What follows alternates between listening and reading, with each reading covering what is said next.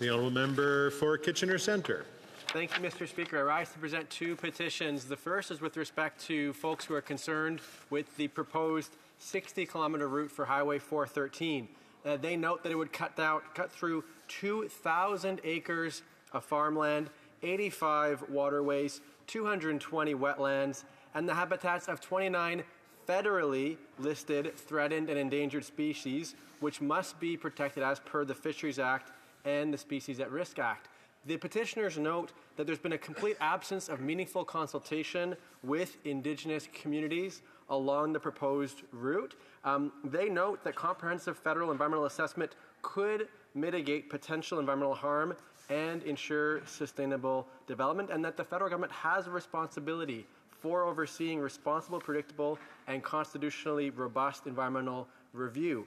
They call on the Government of Canada to take several actions. I'll summarize them briefly here. The first is to ensure that the federal government uses every tool available to assess and protect Indigenous rights, as well as the area impacted by the proposed Highway 413, to protect the Greenbelt, farmland, and natural ecosystems, including identified species at risk.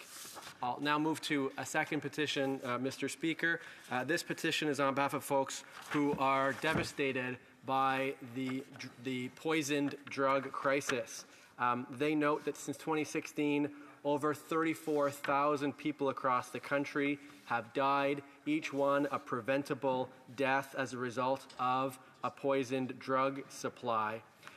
They note that the Canadian Public Health Association and other experts have recommended a number of measures that comprehensively could address this crisis. And as a result, they have several calls for this government to take. First of all, to declare a public health emergency as a result of poisoned drugs, to treat this crisis as a health issue rather than a criminal one, to provide a regulated, safer supply of drugs for people who need them, to reduce overdose deaths, and ensure that folks have access to get to treatment. You have to be alive to get to treatment. And last, to make significant long-term investments for supports for those who use drugs or those who are in recovery.